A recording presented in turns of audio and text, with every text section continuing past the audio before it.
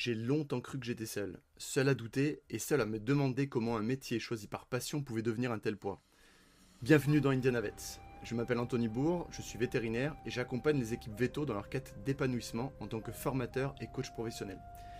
Comme beaucoup d'entre vous certainement, j'ai connu la perte de sens, le burn-out et cette aversion qu'on peut ressentir pour une profession qu'on aime autant qu'elle nous fait souffrir. Dans ce podcast, je vous propose d'écouter des parcours vrais, des confrères et des consoeurs véto, praticiens ou non, des ASV et des étudiants véto qui racontent sans phare leur réalité, leur remise en question, mais aussi leurs solutions et parfois leur reconstruction. Parce que derrière les sourires et les apparences parfois prestigieuses, il y a des êtres humains qui cherchent tout simplement à s'épanouir dans un métier très exigeant. On va sortir ensemble des sentiers battus et comme toute exploration, ça peut secouer. Alors que ça vous brasse ou non, je vous invite à venir en parler avec la communauté sur le groupe Facebook Indiana Vets. Vous êtes prêts ?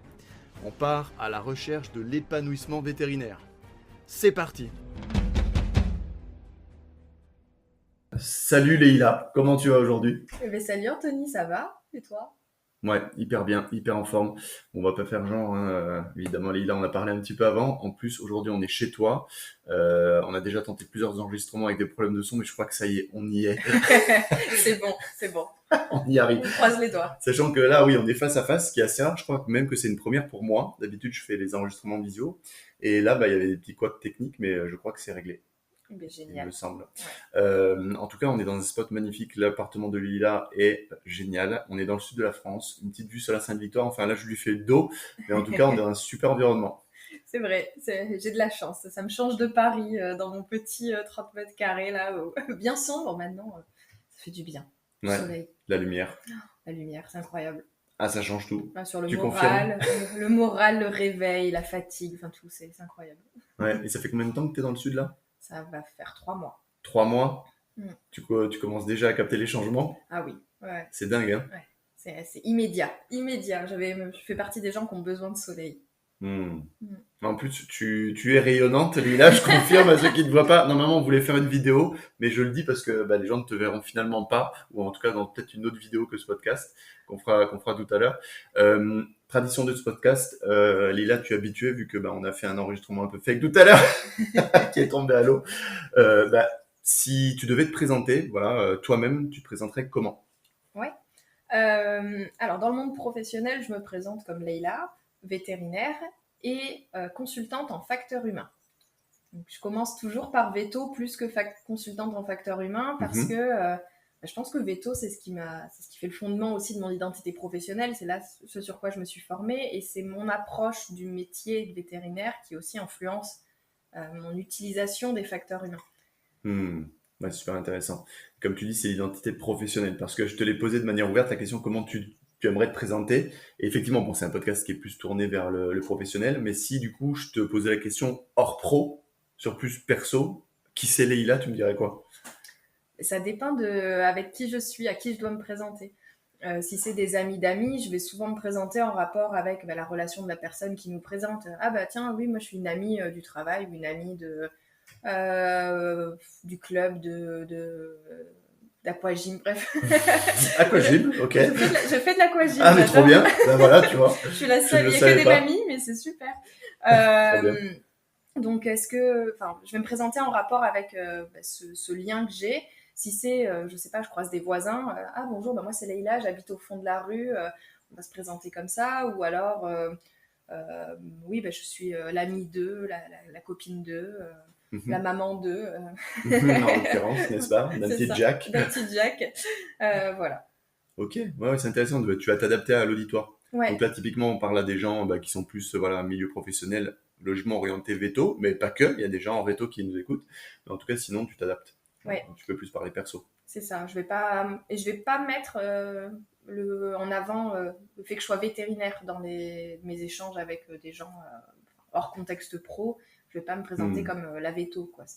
Ça parlera beaucoup de monde, ça. Ouais. Je suis nouvelle dans la région où je vais aller plus sur moi et pas sur mon métier. Mais en plus, je pense, comme beaucoup de vétos, j'aime pas trop dire au premier abord je suis véto parce qu'on a droit à toutes les questions sur les animaux évidemment. Et après, ça tourne que sur ça et j'aime pas. Ouais, voilà. Je crois que ça parle à tout le monde, mais vraiment. Ouais, mon chien, il a ça. Tu dis tout à l'heure, mon veto, je m'entends pas très bien avec. Toi, tu pratiques où? Voilà. Exactement. Ouais. Donc, moi, je laisse. Si ça vient au bout d'un moment dans la discussion, ça vient, mais si ça vient pas, ça me va très bien aussi. Ouais, ouais, je comprends. Et du coup, tu disais donc vétérinaire, c'est un peu la base. Tu disais ton identité professionnelle, tu es aussi consultante en sécurité des soins. Donc juste actuellement, tu es encore praticienne. Ouais, actuellement, je travaille, je fais 2 jours par semaine. Donc là, je fais un remplacement à la clinique de Lambesc, une petite clinique Ouais, veto où il y a 2 autres vétos plus moi. ok. Et ça se passe très très bien. Et c'est important pour moi de garder un pied dans la pratique parce que même si Hmm. mon activité de conseil prend un peu de, de place et de plus en plus, enfin, j'espère, va continuer de se développer. Euh, je conseille des vétérinaires, donc il faut que je sache de quoi je parle. Et puis même, j'aime ce métier, donc j'aime en faire 2 jours par semaine. Vraiment, j'adore. Je prends plaisir à aller au boulot. Quoi. C'est pas. Génial. Ouais, c'est trop bien. Ouais. En fait, toi, qu'est-ce que tu aimes finalement dans le milieu, en tant que praticienne? Euh, bonne question. La relation avec les gens, le sentiment d'être utile, Mhm. euh, le fait d'aller aussi dans la réflexion médicale, en fait, tout ce raisonnement clinique que Ouais, je trouve intellectuel, ouais. intéressant. Mhm. Ouais. Et il y a aussi un point qui est, je travaille toute seule pour mon entreprise de conseil et de formation, même si je suis amenée à collaborer avec d'autres personnes. Ça fait du bien d'avoir une équipe qui est stable et qui est toujours la même et d'y aller, d'avoir un lieu Ouais, c'est vrai. physique aussi. Je Ouais, travaille de carrément. la maison le reste du temps, donc pouvoir sortir, aller quelque part, c'est sympa. Et après, non, j'aime bien, moi j'adore tout ce qui est médecine préventive, j'aime aussi tout ce qui est médecine tout court, en fait j'aime beaucoup la médecine. Et là, je me suis mis un petit défi de me remettre à la chirurgie, donc Mhm. Ok. c'est challengeant et c'est sympa parce que j'ai un bon accompagnement de la part des vétos qui m'emploient, donc Mhm. c'est sympa. Et voilà. Ouais, génial. Ouais, c'est hyper intéressant parce que ouais, j'ai pris conscience d'un truc aussi en t'écoutant là. Mais ouais, j'entends les gens, le rapport avec les gens, et je me retrouve complètement, ben, à titre perso, hein, parce qu'on a un peu le même statut, hein, entrepreneur, et à côté, ben, avec ce salariat. Et c'est vrai que quand on travaille en distanciel, ben, il manque, enfin, surtout quand on est en visio. Toi, c'est vrai que tu vois aussi les gens quand même en présentiel parfois. Moi, Ouais. je les vois quand même beaucoup plus en visio, et c'est vrai que c'est bien, voilà, d'être sur le terrain avec les gens, vraiment les clients, avec des collègues. Et bon, moi, par exemple, je suis dans un cas d'école, voilà, dans un système managérial et un système organisationnel où il y a pas mal de choses à revoir. Et du coup, ça donne plein d'idées, en fait. Et Ouais, ça, voilà, on est dans la peau de ces vétos bah, qu'on accompagne, voilà, en se rendant compte finalement qu'avec même nos connaissances sur le sujet managériaux, communication, etc., bah, ça peut être difficile quand même. Donc, ça complètement. apporte de la modestie aussi. Ouais, et c'est intéressant de voir, je sais pas, par exemple, je vais parler de la conduite du changement, et on Ouais, a une ASV qui est là depuis super longtemps et qui est hyper réfractaire au changement parce qu'elle a ses habitudes, elle a toujours fait de la même manière. Donc, au-delà d'avoir la théorie, je le pratique au quotidien et hmm. ou pareil, je parle souvent de la sécurité des médicaments, comment sont rangés les médicaments, comment, parce que c'est fréquent de retrouver une boîte qui est vide avec la fiole qui est posée à côté. Donc je parle souvent moi de la sécurité des médicaments, comment éviter de mettre 10 fois la dose d'un produit ou de confondre, de prendre le mauvais flacon parce que par habitude, en fait il était rangé dans la mauvaise boîte. Et ouais, Là en clinique, quand j'y suis, je vois moi comment j'ai tendance à ranger les médicaments. Quand j'ouvre le tiroir, comment c'est fait, comment est-ce qu'on peut optimiser le rangement, créer des aides cognitives, séparer, mettre des gommettes sur certains médicaments pour bien les différencier les uns des autres parce qu'ils ont des emballages qui se ressemblent, type complètement. le Metacam, ou le Meloxicam 5 mg ou le 20 mg, ils ont le même emballage. Donc si on ne fait pas gaffe, on se trompe. Donc comment être amené à changer ça, je le vois, je le vis et je fais mes petites expérimentations aussi. Donc Hmm. j'apprécie beaucoup ce côté-là. Ouais, et on prend d'autant plus conscience, hein. Ouais, Franchement, face au tiroir, bah, comme tu l'as dit, si on n'a plus le pied dedans, il y a un moment donné, on se coupe un petit peu de ça. complètement. Ouais, Et, c'est intéressant. et puis quand je parle des erreurs, je vais donc sur la prévention, la gestion des risques, mais je vais aussi sur le côté vécu de l'erreur. Donc, Hmm. comment est-ce qu'on vit avec nos erreurs? On vit avec le fait que des fois, on peut être en échec, on peut mal faire les choses et il peut y avoir des conséquences pour les patients. J'ai mon lot d'erreurs aussi. Il y avait une veto qui parlait de fantômes. Je trouvais l'expression assez parlante. Ouais, c'est ouais, Ouais. ouais, Et ouais, moi c'est aussi, clair. j'ai mes fantômes comme beaucoup de personnes. Et des Hmm. fois, je rentre et je me pose la question putain, ici, merde, j'ai oublié de lui mettre la collerette. Il l'a enlevé, on n'a pas réussi à lui remettre puisqu'il est devenu. Hmm. Qui s'excitait dans tous les sens. J'espère qu'il va pas se gratter les fils. Et pendant jusqu'au lendemain, je suis dans la tête. Ouais, J'espère qu'il s'est pas gratté les fils. J'espère qu'il s'est pas gratté les fils. Et c'est des ruminations c'est ça. qui sont propres au métier et que j'ai et que je trouve importante d'avoir pour savoir de quoi je parle tout simplement. Hmm. Et en termes d'humain, de connexion avec les confrères, consoeurs que je peux accompagner, c'est important. Ouais, là, quand on entend parler, c'est sur les émotions, sur le ressenti. Et c'est vrai que quand on le vit pas, après, on peut être à l'écoute, quand on accompagne, Bien sûr. on est à l'écoute des gens très bien. Mais c'est vrai qu'après, le vivre soi-même, voilà, on en prend d'autant plus la mesure. Et vraiment, moi, je redis, c'est une sensation de modestie, quoi. Ouais. De dire que voilà, on a beau avoir des connaissances, quand on est face à ces ressentis-là, on se dit, ah ouais. Complètement. Ouais. Complètement. Ouais. Et donc j'aime bien, c'est mon petit terrain d'expérimentation. Et en même temps, je progresse aussi. C'est peut-être... j'ai plus d'expérience en tant que dans les facteurs humains en gestion des risques que d'aisance à, par exemple, aller retirer des épillets. Je le fais depuis que je suis dans le sud, mais j'ai pas... C'est vrai, bienvenue. C'est vrai, maintenant ça devient... c'est bon, je le fais les yeux fermés. Mais il fallait le temps de prendre l'habitude et de le faire. Alors que parler des facteurs humains, de la gestion de la fatigue, de je sais pas, l'organisation, l'attribution des tâches, comment optimiser tel ou tel processus dans sa clinique, ça, pour moi, c'est hyper facile.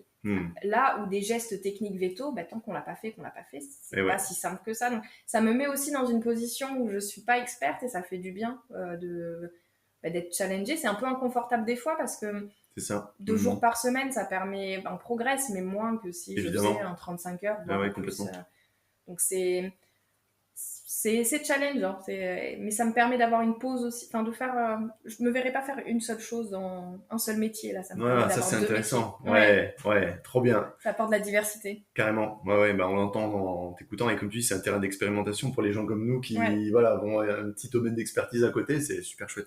Merci pour cette introduction et on arrive sur la question et j'ai hâte de t'entendre parler sur le sujet de ta valeur principale, on va dire, et comment elle s'exprime pour toi. Ouais. Alors j'ai beaucoup réfléchi parce que c'est pas si facile que ça d'identifier une valeur, mais je pense en fait qu'il n'y a pas tant de questions que ça pour moi. C'est vraiment la justice, être juste. Comment je le sais, toutes les injustices me mettent hors de moi. Et depuis petite, en école, c'était pareil. Aujourd'hui, c'est pareil. Et je pense que d'ailleurs, c'est très lié avec ce que je fais aujourd'hui sur la culture de sécurité, la sécurité des soins et comment notre rapport qu'on a à l'erreur. Il y a une question de justice derrière. Donc, c'est ce sur quoi c'est sûr que c'est ma valeur forte, la justice. Et quand je t'écoutais parler, Lilia, tu parlais de la justice, tu disais ça me met hors de moi. C'est-à-dire, en fait, c'est quelle émotion qui est là quand tu dis ça? Alors, quelle émotion Je dirais que pendant longtemps, c'était beaucoup de colère. Ouais. C'est vraiment la colère qui était mon émotion. J'ai fait un gros travail avec de l'EMDR pour travailler justement mes émotions et notamment la colère. Mais oui, c'était vraiment, je voyais rouge. C'est de la colère et pas forcément de la tristesse, vraiment de la colère et ce sentiment d'impuissance qui va avec, on peut pas toujours agir et souvent ça me met en mouvement aussi. C'est-à-dire que l'injustice va me donner envie d'agir. Je reste pas, je suis quelqu'un de nature très proactive. Je veux pas voir et subir et je suis pas passive, donc ça va me mettre en action parce que justement il y a ces émotions là qui vont, la colère qui te pousse à agir en fait, qui te pousse à te défendre mais c'est de la justice, pas forcément qu'envers moi, c'est je constate une situation d'injustice, ça me met en colère et je vais le ruminer. Et quand j'étais petite, c'était des sujets avec mes parents savaient pas toujours comment gérer l'enfant que j'étais parce que des trucs tout bêtes, un peu clichés, mais il y a la guerre dans tel pays ou la famine dans tel pays ou tiens, tel enfant à l'école, son papa est décédé, c'est complètement injuste et ça me mettait dans des... C'était pas juste, dans des états d'incompréhension du monde, de colère et après que j'ai essayé, en tout cas c'est tout le travail de développement personnel que j'ai pu faire, de le transformer en comment tu utilises cette énergie, cette valeur et les émotions qu'elle te procure pour te mettre en action et faire que tu le subisses pas et que ça ne t'atteigne pas dans ton bien-être au quotidien, parce que il y a des moments où je pense qu'avec la colère il y a une forme de tristesse parce qu'on se dit mais ce monde il va où et je pense que ça parlera à beaucoup de personnes aussi, mais avec tout ce qui se passe en ce moment c'est déprimant et on peut vite se morfondre. Et moi j'ai ce côté d'essayer de comment se protéger en même temps rester fidèle à soi-même. Voilà, mais beaucoup, même encore aujourd'hui, j'ai travaillé la colère, mais j'ai aussi appris en travaillant la colère que c'est ok d'être en colère. Et c'est ok de ressentir cette colère. Et c'est normal si je m'énerve. Après, il faut mesurer la façon dont on s'énerve et pas passer pour pour la folle du village qui s'énerve pour rien et qui est incomprise. Et j'ai travaillé ce côté-là pour, comment dire, que la forme... Enfin, en fait, le fond était légitime. C'était la forme qui, des fois, était un peu démesurée et qu'il fallait que j'apprenne à travailler. Ouais, l'expression des émotions. Exactement. Ouais, intéressant. Mais tu vois, c'était presque un début de cours sur les émotions. Si on décompose rien que le mot émotion, il y a motion, alors en anglais c'est un peu encore plus parlant, motion. Ouais. En fait, les émotions mettent en mouvement. Bien sûr. Donc ça, c'est intéressant de le voir. Après, évidemment, il y a des gens plus proactifs que d'autres. Toi, on en parlait d'ailleurs tout à l'heure, tu es quelqu'un de particulièrement, moi à mes yeux en tout cas, très très proactive. Ça, c'est très inspirant parce que c'est vrai que les vétos, on a tendance globalement à être assez dans la tête, très intellectuel, et du coup, le passage à l'action, des fois, est un peu plus difficile. Ouais. Évidemment, c'est pas pour tout le monde, mais moi, c'est ce que j'observe quand même globalement. Et autre chose très intéressante, c'est le lien entre les valeurs et les émotions. C'est-à-dire que souvent, les émotions, et notamment la colère, arrivent quand nos valeurs ne sont pas respectées. Et toi, en l'occurrence, on touche à la justice, autant te dire que on touche à presque l'essence qui te fait toi. Donc, il faut s'imaginer le bouleversement à l'intérieur. Et après, on entend le travail que tu as fait. Déjà, il y a comprendre ce qui se passe, comprendre, nommer l'émotion, savoir ce qu'elle signifie. Et après, il y a, quand on parle souvent de gérer les émotions ou quoi, c'est souvent aussi gérer l'expression. C'est-à-dire que des fois, c'est des déflagrations. Moi, j'ai tendance à la base à être comme ça. Hein. C'est-à-dire que c'est une déflagration. C'est pas je dis rien pendant longtemps et d'un coup ça explose. C'était j'explosais tout le temps. Moi, c'était ça. Et ça, c'est vrai que c'est très peu constructif et même avec certaines personnes, ça peut impacter la relation. Oui, complètement. Il y a un enjeu là. Ouais. Complètement. Et je le vois en école vétérinaire, par exemple. On en parlait que certains étudiants peuvent des fois trouver que l'école ne fait pas assez ou qu'il y a des défaillances dans la formation, dans l'école, comme partout. Et j'ai été à la place de ces étudiants, je les ai vécus, je trouvais qu'il y avait des injustices, mais ma réponse était souvent de la colère et de l'énervement, et qui n'apportait rien au débat. Et j'ai appris à le travailler, à l'exprimer différemment pour faire que ça devienne plus un combat mesuré, en fait, un combat dans lequel on nous écoute, parce que si on est trop émotionnel, des fois ça nuit au débat, et on est en face, on ne nous écoute pas et on va nous répondre oula, et donc c'est de l'hystérie là. Ouais, non, après, c'est ça. Ouais. Il y a facilement du jugement. Oui, t'as beaucoup de jugement et on prête trop attention à la forme et donc plus au fond, alors que la forme vient du fond. Et donc j'ai appris à travailler ça pour mieux agir, peut-être mieux, plus en capacité de faire changer les choses et d'apporter ma petite pierre à l'édifice. Et je pense que ça, en école, j'ai fait ce travail-là, et aujourd'hui, si je fais ce que je fais aujourd'hui, c'est aussi pour ça. C'est plutôt que de m'apitoyer face aux injustices qu'on peut subir et de juste être dans le constat, j'agis et je suis portée par ces injustices. On me raconte des fois des histoires mais qui sont d'une injustice totale avec des conditions de travail parfois déplorables, des managements toxiques ou des réactions de collègues qui sont complètement injustes. Je constate du mal-être des fois, alors que c'est pas juste. Les personnes, c'est des vétos formidables qui travaillent, qui sont brillants, tout ce qu'ils peuvent.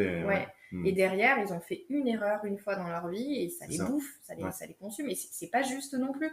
Donc, plutôt que d'être juste dans le constat et énervé à cause de ça, accompagner ces vétérinaires à se protéger autrement. En fait, c'est ça, c'est comment on peut se protéger en tant qu'équipe. Pas se protéger dans le sens médecine défensive, et même si je l'aborde, d'éviter les plaintes, éviter les conflits avec les clients, mais c'est plutôt comment faire mieux. Comment on peut faire mieux, comment on peut faire que l'équipe réagisse mieux, comment on peut faire que on réduise les erreurs, parce que les erreurs, c'est injuste en fait. Les erreurs, pour moi, c'est profondément injuste, parce que personne se lève le matin en se disant tiens, je vais faire exprès, ou c'est pas un manque d'attention, c'est pas des gens peu investis qui font des erreurs. Non, c'est purement injuste, surtout quand on sait l'investissement qu'on a dans notre profession. Derrière, on peut quand même se tromper. Même en étant les meilleurs, en se formant, on peut se tromper. Et donc, il y a cette injustice-là il y a des méthodes et des outils pour éviter ces erreurs, pour mieux faire et pour se déculpabiliser. Pas se déresponsabiliser, mais se déculpabiliser. Oui, c'est important de faire la nuance, parce que si on fait un raccourci, il y a certaines personnes qui pensent que je vis dans le monde des bisounours et que, mais je suis pas là pour dire les erreurs c'est ok, c'est pas grave. Non, des fois c'est terriblement grave. Bien sûr. Mais on peut être responsable mais pas coupable. Et ça, c'était une phrase qui avait été donnée pour le scandale du sang contaminé. C'était il y a longtemps, mais où ils avaient été reconnus, enfin, c'était une ministre qui avait dit « responsable mais pas coupable ». Et ça avait fait énormément jaser, ça avait été repris dans tous les journaux, et les gens ne comprenaient pas, alors qu'il y a une différence entre cette culpabilité, où il y a un peu ce critère d'intentionnalité derrière, voilà, par rapport à la responsabilité. Je vais te poser la question, comme ça c'est plus clair, parce que peut-être que des personnes effectivement n'entendront pas la nuance. Oui. Donc coupable, il y a plus la notion... de vouloir. Tu es coupable si tu ne... Pour moi, tu es coupable si tu ne te donnes pas les moyens d'eux. Si tu t'es donné les moyens d'eux et que malgré tout, il y a eu une erreur, oui, tu es responsable, parce que c'est sous ta responsabilité, tes patients. Ouais. Mais tu ne l'as pas voulu, tu n'as pas fait exprès, tu n'as pas... C'était pas intentionnel, comme tu disais, c'est l'intentionnalité. Ça, c'est quand même une grosse différence, quoi. Ouais. Parce que souvent, on a parlé tout à l'heure en off de la sanction. Oui. Et c'est vrai que souvent, c'est le principal moyen d'agir. Presque, on a l'impression que c'est le seul moyen pour les dirigeants. On sanctionne l'erreur comme si il y avait cette impression que l'erreur était intentionnelle. Alors que souvent, c'est pas du tout le cas. Complètement. Ouais, complètement. Et puis, on le voit. Heureusement, il y a plein d'équipes pour lesquelles ça se passe bien, mais il y a quand même beaucoup d'équipes où, je sais pas, l'exemple que j'aime bien prendre, c'est on demande aux ASV de faire la commande. Mais en fait, elles doivent faire la commande et en même temps aider en consulte, en contention, voire des fois aller en chir, voire surveiller les réveils des anesthésies, répondre au téléphone, faire... Mais par contre, il faut que la commande soit faite avant 10h. Hein. Et si la commande n'est pas faite avant 10h, elles vont se faire gronder parce qu'elles ont failli à leur obligation, alors qu'on les a pas mis dans des conditions pour réussir. Exactement. Et donc là, il y a une forme d'injustice, encore une fois. Ouais, c'est très cohérent. Hein. Ouais. Non, c'est très cohérent. C'est génial parce qu'avec ces deux questions, on a déjà parlé de pas mal de choses vraiment plus concrètes. Je pense qu'ils parleront beaucoup aux personnes qui nous écoutent. Et alors, du coup, on a compris à quel point la valeur justice était importante pour toi. Je sais aussi, tu nous en as parlé, que ça t'a interrogé dans ta vie sur la voie professionnelle à prendre au départ. Alors, je sais pas si tu voulais dire quelques mots là-dessus. Parce que c'était pas forcément veto d'office. Alors, au début, moi, quand je suis arrivée en école veto, je suis très proactive, j'ai fait énormément de stages. Et j'ai voulu tester de la mixte, de la canine pure, j'ai même fait de l'orthopédie, j'ai un spécialiste. J'ai fait... j'ai un peu tout testé, j'ai fait de la rurale pure, enfin bref. Et à chaque fois, mon constat était que y avait des vétos qui n'étaient pas heureux, qui aimaient plus ce qu'ils faisaient, qu'il y avait quand même un vrai problème de culture dans la profession et des rapports à la clientèle qui étaient... des vétos qui vivaient mal ce changement, où avant on avait une forme de statut, on était véto, on était respecté, et là il y a un manque de respect qui est sociétal et qui est difficile à accepter, et en même temps un investissement avec des heures où des fois on ne respecte pas du tout le droit du travail, des jeunes qui étaient passionnés et qui se faisaient laminer ou à la moindre erreur, j'ai vu des choses qui m'ont pas plu, et j'ai pas trouvé sur le coup le métier épanouissant. En tout cas, je voulais pas le faire comme ça. Comme tu l'avais observé. Ça me plaisait pas. Okay. Et ça a vraiment été... et c'est pas qu'une clinique, c'est plein de cliniques que j'ai faites où je me suis dit, ça me va pas. Je veux pas évoluer dans ce métier, dans ce milieu-là. Et donc, j'ai cherché ce qu'on pouvait faire autrement avec le métier de veto. Et il y a notamment tout ce qui est hygiène et qualité des aliments. Donc, je suis allée un peu vers là-dedans pour fouiller, voir ce qu'il y avait. Et je me suis intéressée à l'évaluation des risques. Bref, donc je suis arrivée sur la notion de risque par ce biais-là. Et sachant que j'aimais bien aussi cette notion de risque dans la médecine des populations qu'on a pour en animaux de production. J'ai fait un stage en évaluation du risque et je voulais faire un stage ensuite en gestion des risques parce que c'est pas la même chose. Et je trouvais pas de stage.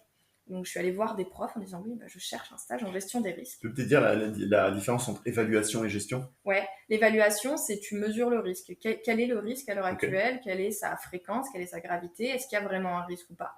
Et la gestion, c'est ce que tu en fais. Parce qu'il peut y avoir un risque, oui, il y a telle bactérie, si on est dans de l'alimentaire, oui, il y a des bactéries, mais bon, après, il suffit de les cuire et c'est bon, elles sont mortes. Donc ça, c'est la gestion. C'est qu'est-ce qu'on en fait derrière pour...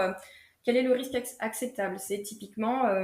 si on prend l'épidémie de Covid, l'évaluation du risque, c'est est-ce que le Covid peut tuer ? Oui, quelle population, quelle fréquence, quelle gravité, quelle va être... on évalue quel est ce risque. Et la gestion, c'est un peu de la politique derrière, c'est qu'est-ce qu'on en fait ? Quel est le risque acceptable ? Déjà, il faut définir quel est le risque acceptable.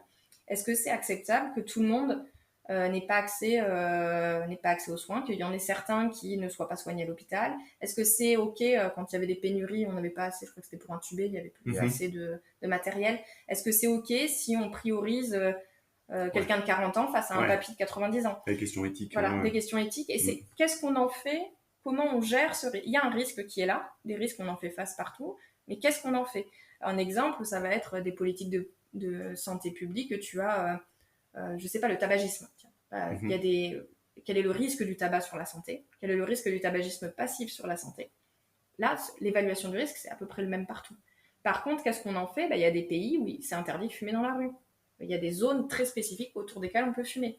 Il y en a pour qui, au contraire, non, on a le droit de fumer dans la rue, enfin, c'est autorisé. D'où le fait que tu parles de politique. Là, c'est un super bon exemple. Bravo pour ton exemple. C'est des bons exemples. Et en termes d'alimentaire, on en avait, et je ne trouvais pas de stage parce que j'avais que 2 semaines pour trouver un stage. Donc les boîtes ne voulaient pas me prendre juste pour 2 semaines de stage.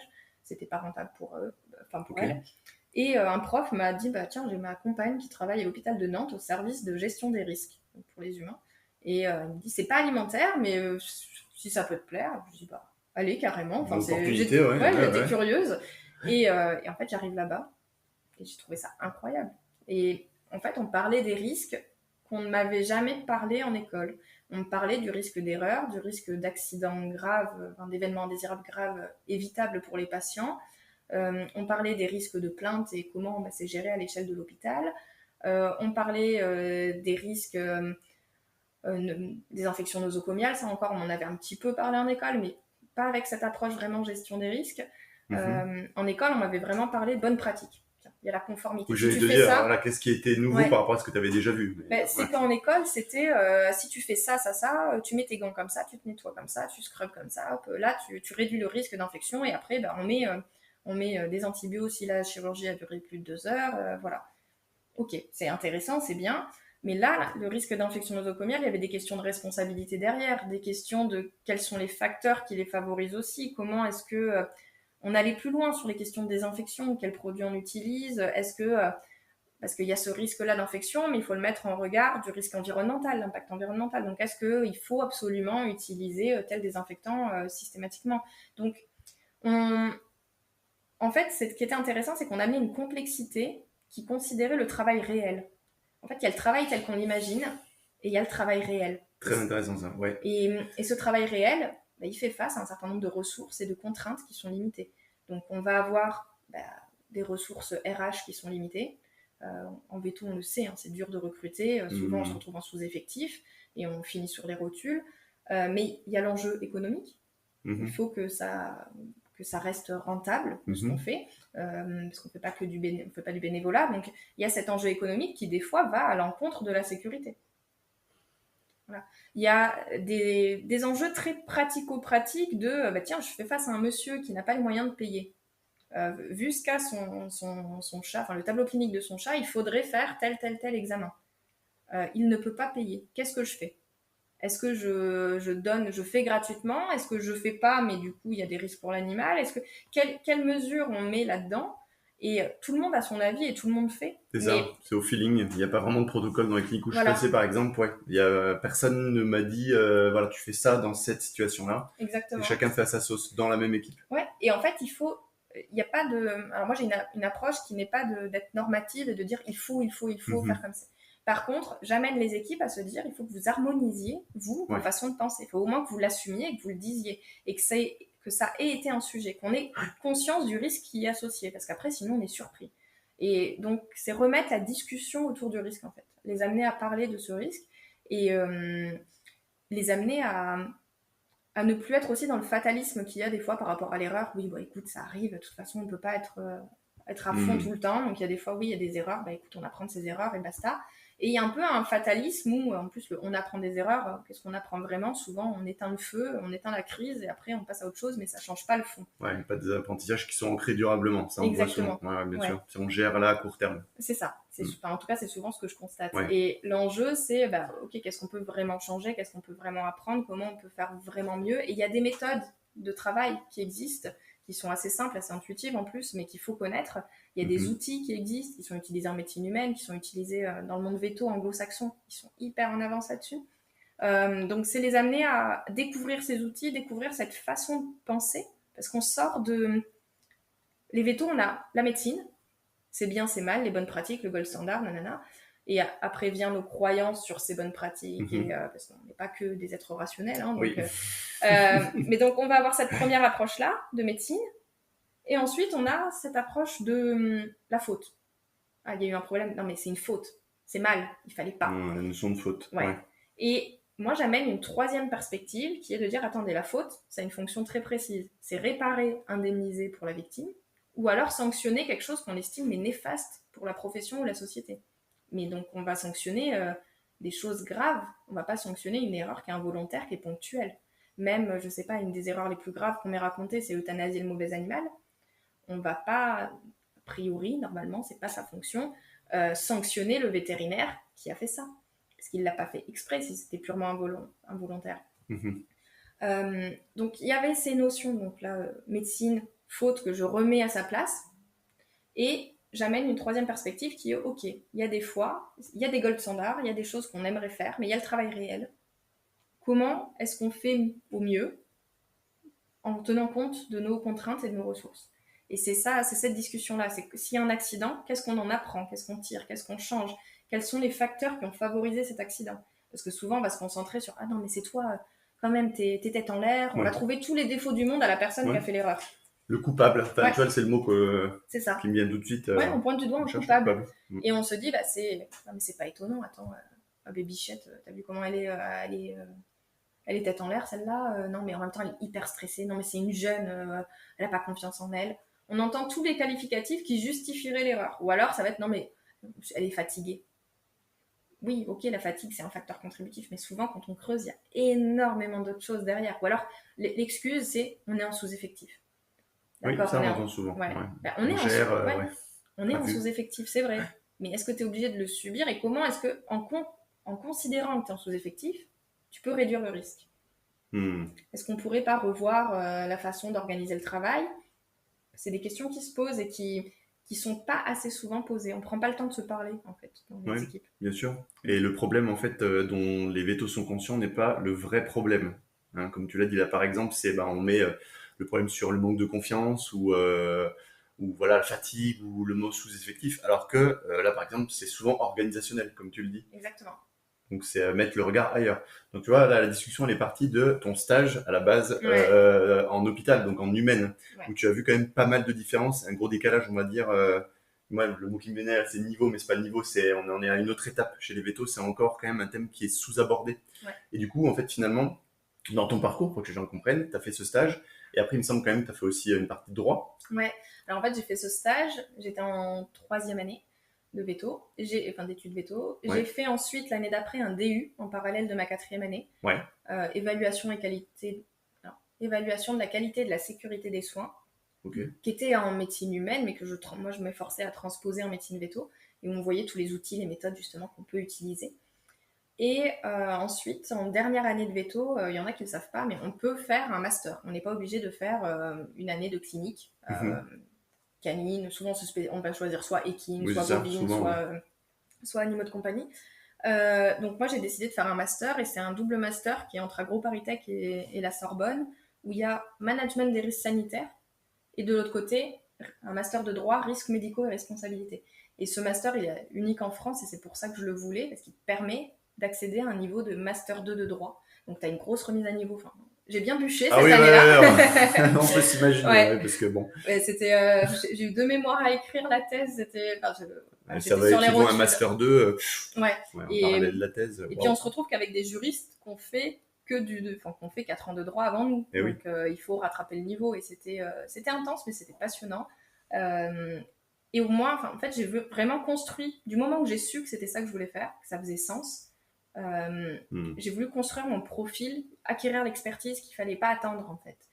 Donc j'ai une vision maintenant du sujet, de la sécurité, de l'accident, de l'erreur, sous tous ces angles. Le technique avec le monde veto, les outils, les méthodes avec le DU, l'outil plus gestion politique, comment on fait à l'échelle d'une structure, qu'elle soit petite ou grosse, c'est de la politique, c'est de la gestion. C'est des choix, c'est des arbitrages. C'est ça. Donc comment on crée cette culture, comment on crée le changement, comment on gère les crises, c'était l'objet du master. Et le volet droit, parce que le corollaire de l'erreur, c'est la faute. Et je trouve que si on ne comprend pas ce que vaut cette faute, c'est déjà très bien de travailler sur tout ce qui est facteur humain et d'avoir ce prisme, comment on s'améliore. Mais moi, je tenais à avoir ce prisme aussi sur la faute, pour comprendre vraiment tout ce qu'on risque, vu qu'on parle de risque, qu'est-ce qu'on risque par rapport à nos risques. Et ça m'a permis de bien l'assimiler. Ouais, parce que c'est une question que j'appelle question puissante dans le coaching, c'est qu'est-ce qu'on risque. Voilà, tu parlais des risques. Donc, il y aurait plus qu'est-ce qu'on risque avec les risques, mais oui, c'est une question que j'invite les personnes qui nous écoutent à se poser. Qu'est-ce que je risque dans telle situation, etc. Et vous avez entendu Leïla, alors on a dit elle est particulièrement proactive, mais t'es très tournée depuis le début de cette interview vers le qu'est-ce que et le comment. Tu vois, là, on est vraiment dans le faire. Ouais. On est de j'observe, ok. Donc après, évidemment, on réfléchit à une discussion, et après, qu'est-ce qu'on en fait? Ouais. Comment on ancre ça? Complètement. Voilà, on prend conscience de ça, ok, d'accord, mais comment on le pérennise? Qu'est-ce qu'on en fait? C'est intéressant de t'entendre sur ce sujet. Ouais. Ben, j'ai en horreur l'inertie.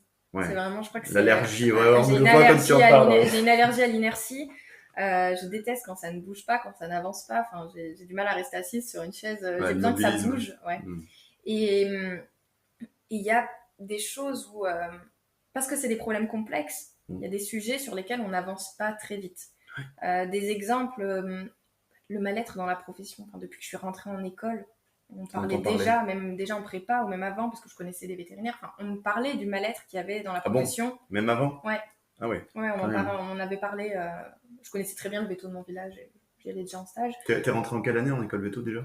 2016, je crois.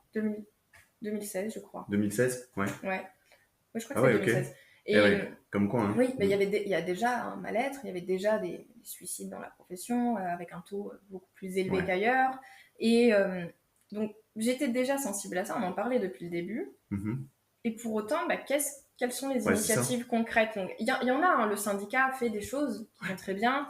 L'ordre, ils ont commandé l'étude au professeur Truchot. Enfin, il y a des innovations qui sont faites, il y a des associations, Veto Entraide qui fait un travail formidable. Il y a vraiment des choses de faites, mais pour autant, moi, ce que je constate, c'est qu'il y a beaucoup de personnes qui déplorent, mais qui n'agissent pas forcément. Ça. Il y a une analyse qui est faite, c'est ce que tu disais un peu. Hein. Il y a une analyse qui est faite, mais par contre, dans la gestion, qu'est-ce qui est fait concrètement? Quelle est la politique de prévention du mal-être qu'on peut mettre en place? Et en fait, ce que je fais, je m'intéresse au bien faire. Comment on fait bien notre travail? Parce qu'en gros, il y a la médecine qui définit qu'est-ce qu'on doit faire. Et moi, c'est OK, comment on fait bien ce qu'on doit faire? Parce que c'est bien de savoir ce qu'on doit faire. Mais comment on fait bien?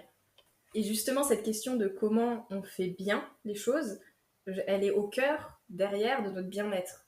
Et ça, il y a un sociologue qui s'intéresse, qui s'appelle Yves Clos, qui a fait un livre. Alors le livre est un peu, je trouve pas le plus simple à lire, mais qui s'appelle Le travail à cœur, qui est génial. Et c'est toute sa philosophie de dire qu'il n'y a pas de bien-être sans bien faire.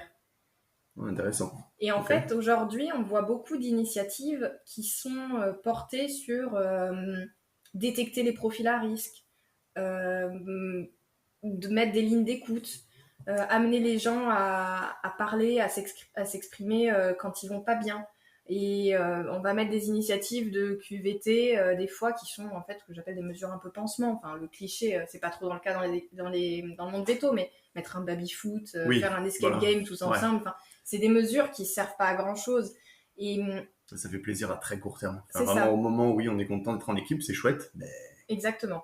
Et alors, c'est bien pour la cohésion d'équipe, il n'y a pas de souci, mais pour moi, et c'est pas moi qui ai travaillé dessus, c'est des sociologues, des psychologues du travail. Moi, je crois qu'Yves Clos, il est psychologue du travail, pas sociologue. Ce qu'ils disent, c'est que on ne va pas bien parce que on n'a pas les moyens et les conditions de bien faire notre travail. Et justement, la sécurité des soins, c'est toute cette question. Comment on fait bien notre travail? Comment on garantit la sécurité de nos patients? Et c'est bien faire notre travail, c'est aller au bout des choses, ne pas faire d'erreurs diagnostiques, ne pas se tromper, ne pas faire d'erreurs. Donc, comment on fait bien notre travail? Et en identifiant les facteurs qui font qu'on est en capacité de bien faire notre travail, si on fait bien notre travail, on s'épanouit et on va bien. Ah oui, quand on y pense, oui, voilà. Complètement. Et c'est souvent, je pense, on ne parle pas souvent du mal-être des ASV, mais les ASV, il y a un taux de reconversion qui est énorme. Clairement. Parce qu'on ne les met pas en condition de bien faire leur travail, que souvent elles subissent les conditions. Et on parle aussi du conflit intergénérationnel qu'il y a, où les jeunes ne veulent plus travailler, ou alors les jeunes... les jeunes et les vieux n'ont plus la même conception du travail, ils veulent un équilibre vie privée... travail, vie pro, vie perso, le fameux qu'on entend très souvent. Et c'est des réalités, c'est vrai, il n'y a pas de sujet. Mais n'empêche que il y a aussi un débat, une discussion qu'il y a à avoir sur c'est quoi bien faire son travail. Tu vois, pour toi, pour Merci, moi, oui. on n'aura peut-être Clairement, pas ouais. la même vision des choses. Et Bien il y a sûr. des personnes avec qui, j'ai un de mes meilleurs amis qui lui fait une résidence en imagerie dans un CHV. On n'a pas la même Oui, vision. bien faire son travail pour lui et pour toi. Voilà. Voilà, Il vient c'est dans sûr. ma clinique, il n'est pas heureux. Je vais dans sa clinique, je ne suis pas heureuse. Et parce qu'on n'a pas la même vision de ce que c'est que bien faire son travail. Et pour certains vétos, moi j'ai un pote aussi, lui, la médecine préventive, ça l'emmerde, il n'aime pas ça. Ouais. Pour lui, bien faire son travail, prendre juste 10 minutes une consultation vaccinale, ça lui suffit. Il estime qu'il a bien fait son travail. Pour moi, si on m'impose de faire un rendez-vous vaccinal, qui pour moi, en fait, une consultation de médecine préventive en 10 minutes, ce n'est pas bien faire mon travail. Et donc, moi, ce que j'amène, c'est pas de dire, oh les gars, soyez comme moi, pensez comme moi, le travail bien fait, c'est ça. Non, c'est de dire, c'est quoi pour toi le travail bien fait. Et on ne prend pas assez de temps de se dire, voilà, qu'est-ce qui pour moi fait que là, je prends plaisir, je prends pas plaisir à travailler, et parce que je fais pas bien mon travail. Est-ce que si je n'assure pas la permanence, la continuité des soins, pour moi, je fais mal mon travail. Il y a l'obligation, mais je veux dire, quand on peut, pour certains vétos, référer à des structures qui font que ça, ils sont pas heureux parce qu'il n'y a pas cette...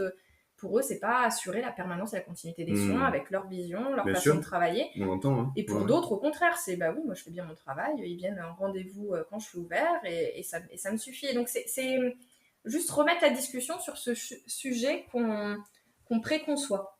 On se dit, tiens, faire veto, le métier c'est le même pour tout le monde. Mais non, le métier c'est pas du tout le même pour tout le monde. Deux cliniques vont avoir des approches très différentes. Complètement, il suffit de travailler dans deux cliniques différentes pour s'en apercevoir. Exactement. Et je pense que des fois, quand on a sa clinique à nous, on a notre façon de voir le travail et on finit par plus trop se poser ces questions et ce qui s'entend. Mais alors que s'ouvrir, parler avec d'autres vétos, se rendre compte de comment c'est fait ailleurs, comment ils gèrent, comment tu gères les incivilités des clients, comment tu gères le client qui annule son rendez-vous au dernier moment, tous les lapins, comment tu gères les urgences qui sont pas des vraies urgences mais qui veulent absolument son rendez-vous et comme ils sont là, tu peux pas non plus dire non, on le prend pas. Et alors il y en a qui vont être complètement ok, on va dire non, moi je le prends pas, et d'autres qui vont te dire non, moi ce que je fais, mais je facture un tarif supplémentaire d'urgence jour. C'est des sujets qui touchent tout le monde, mais qu'on ne prend pas le temps de discuter. Alors que si on rediscute de ça, on identifie comment aller mieux au travail. Et aller mieux au travail, c'est aller mieux dans sa vie de manière générale, parce que en plus, en tant que Français, on a le travail à cœur. C'est d'ailleurs le livre d'Yves Clos, c'est son titre, Travail à cœur. Beaucoup de gens pensent d'ailleurs que c'est le contraire. Mon propre père qui vient d'aller en Suède constate à quel point, et il n'est pas allé qu'en Suède, mais bon, c'est dans un pays, constate à quel point les Français sont réputés pour bien travailler. Oui. Encore une fois, il y a la question c'est quoi bien travailler, évidemment. Et je te remercie pour cette question, Lila, parce qu'elle est hyper pertinente. Je fais une parenthèse, j'entends beaucoup, moi, les étudiants être inquiets de serais-je un bon veto? Moi, je leur pose la question, pour toi, c'est quoi être un bon veto? Et ils se rendent compte dans un groupe que être un bon veto, ce n'est la même définition pour personne. Non, mais c'est super intéressant. Hier, j'étais à Lyon pour faire un petit cours ils ont une semaine management à Lyon. Donc, je leur ai fait une petite introduction à ce sujet-là. Et à un moment, il y en a qui voulaient pas jouer le jeu parce que c'est toujours gênant quand le prof te demande ça. Je leur ai demandé, fermez les yeux. Fermez vraiment les yeux. Vous pouvez faire l'exercice. Fermez les yeux. Posez-vous la question. Pour vous, c'est quoi bien faire son travail? C'est quoi une bonne structure, une bonne clinique? Là, comment ça se passe? Vous arrivez le matin, il y a qui autour de vous? Vous êtes où? C'est quoi l'environnement? C'est comment? Et quelles sont les odeurs? Qu'est-ce que on visualise? Qu'est-ce que vous visualisez? Est-ce que vous êtes combien? Vous parlez à combien de personnes? Vous ouvrez à quelle heure? Vous faites quoi? C'est quoi votre matinée? Votre matinée, là, vous adorez votre matinée. C'est une matinée, il y a beaucoup de monde, il n'y a pas beaucoup de monde, vous êtes dans le jus, il y a de l'urgence, il y a des cas durs. Non, c'est plutôt tranquille, il y a de la chirurgie, il y a des clients. Les clients sont comment? Ils vous parlent comment? C'est quoi comme animaux que vous soignez? Et derrière, le midi, vous faites quoi? Vous rentrez, vous avez du temps, au contraire, vous mangez un sandwich. Comment ça se passe? C'est quoi votre pause mérite? Voilà. C'est quoi l'idéal? Exactement. Finalement. Et s'amener à se poser cette question de... est-ce qu'on est dans une petite clinique? Parce que souvent, on va définir notre métier derrière en disant je vais être veto canin, généraliste. Ou alors je vais être veto spécialiste d'équine en chir. Hop. Et on s'arrête à ça, parce que comme si ça définissait le métier. Et c'est très superficiel. C'est très superficiel, et ça ne tient pas compte du travail réel et de la culture. n'importe quel étudiant d'école de commerce ou d'ingénieur, il va se poser la question de est-ce que je veux travailler pour une petite boîte, une grosse boîte, je veux que ce soit une petite équipe, une grosse équipe, je veux avoir de l'autonomie, pas d'autonomie, ils vont se poser des questions de culture beaucoup plus approfondies que nous, on se permet de se poser. Et j'entends plein de jeunes vétos où on lit plein de posts des fois sur des groupes Facebook de vétos qui disent j'ai fait une clinique, une deuxième clinique et j'arrête parce que j'ai pas de goût à mon métier. Ouais, alors qu'ils y sont presque allés, pas la main dans les poches, mais en mode, voilà, on verra bien. Sans se poser ces questions que tu viens de poser. Et qui sont, moi, je les invite même à approfondir encore, alors que c'est déjà approfondi ce que tu viens de dire. Parce que c'est quoi, quel niveau, est-ce que je veux être autonome? Ok, mais c'est-à-dire, toi, être autonome et un autre être autonome, ça va pas être les mêmes attentes. C'est quoi le niveau d'autonomie que tu recherches? C'est quoi le cadre que tu recherches, par exemple, le premier mois si tu commences? Exactement. Et une petite équipe, c'est quoi une petite équipe pour toi? Il y en a, ils vont dire 10, d'autres, ils vont dire 3. Voilà, c'est vraiment se poser un moment pour y penser. Ouais, et définir en fait la culture dans laquelle on veut baigner. Parce qu'après, on va y baigner. On voit plus ses collègues que son mari, sa femme. C'est vrai, si tu veux un temps plein, admettons, mais carrément. Donc, avec qui tu as envie d'être? Tu as envie d'avoir quelle relation avec eux? C'est strictement professionnel, il y a de l'amitié en plus, il y a des repas en plus, il y a des moments de cohésion d'équipe. Qu'est-ce qu'on veut? Qu'est-ce qui est important pour nous? Et moi, j'ai une ASV avec qui j'ai pu travailler, qui était très malheureuse dans la structure où elle était, parce que c'était une toute petite équipe. Et c'est une personne qui est faite pour être dans des grosses équipes, qui varient, qui changent, où il y a des rotations. Et c'est c'est un profil hyper extraverti. Et juste avoir les mêmes personnes, c'était pas possible. Donc, alors que moi, une très très grosse équipe où ça tourne tout le temps, c'est pas moi ce qui m'attire. Je préfère une équipe de taille moyenne. Moyenne, pour moi, ça va être entre 5 et 10 personnes max. Donc voilà, les amener à se poser ces questions-là, qui à la base, nous on parle de moi je parle de comment éviter les erreurs, comment faire mieux son travail, comment garantir la sécurité des soins, mais le bénéfice que t'en tires, c'est certes plus de sécurité pour tes patients, mais c'est aussi un plus grand bien-être pour toi-même et pour ton équipe. Et bien sûr, la finalité, elle est aussi là, l'épanouissement, se sentir bien, se sentir ancré dans ce qu'on fait, avec du sens aussi. Tu as parlé de la question du sens, qui... Certaines personnes disent à la mode, mais je pense pas du tout que ce soit un effet de mode. C'est très profond. La question du sens, c'est peut-être la question la plus profonde. Et en tout cas, tout ce que tu as dit là, moi, j'invite vraiment les gens qui nous écoutent à ne pas se dire, ok, bon, peut-être, on peut se poser la question. Mais non, en fait, dites-vous, même pour aller rechercher un emploi, ces questions là, que vient de vous proposer Leïla, en fait, ça va vous permettre, c'est une réflexion à avoir en amont, ça va vous permettre de poser des questions en entretien d'embauche aux employeurs pour sonder c'est quoi votre l'ambiance dans l'équipe, parce que les gens veulent une bonne ambiance. Moi, les étudiants me disent souvent ça, je veux une bonne ambiance. Mais à quel moment un patron va vous dire qu'il y a une mauvaise ambiance dans sa clinique? Jamais. Donc tu as dit certaines choses. Certaines équipes vont se voir en dehors, d'autres pas. Ça va dépendre. Peut-être que vous avez envie d'un lien autre que professionnel avec votre équipe. Mais du coup, c'est une question peut-être à poser lors de l'entretien d'embauche. C'est un vrai travail à faire, ça. Et à faire, c'est-à-dire qu'il faut se prendre le temps de le faire. C'est pas juste dans la tête. Oui, c'est ça. Et aller loin, se poser les 5 pourquoi. Pourquoi, c'est quoi? Aller dans le détail, en fait. Génial. Aller dans le détail de ce qu'on veut et de ce qu'on cherche. Mais vas-y, donne peut-être des exemples. C'est bien ce que tu vas dire, les 5 pourquoi. Les 5 pourquoi. Pourquoi je veux une bonne ambiance? Pourquoi je veux une bonne ambiance? Parce que j'ai besoin que mon équipe communique. J'ai besoin de rigoler au travail. Ok. Mais pourquoi tu as besoin de rigoler au travail? Parce que on a des moments difficiles et donc j'ai besoin qu'il y ait des moments de convivialité. Et essayer d'identifier toutes les racines du pourquoi et de qu'est-ce qui fait. En fait, ça rejoint ta question de sens. Qu'est-ce qui fait vraiment sens pour nous? En général, on arrive à la fin des 5 pourquoi. C'est exactement ce que tu dis. On arrive logiquement, naturellement, au sens. Et la question de sens, je la trouve.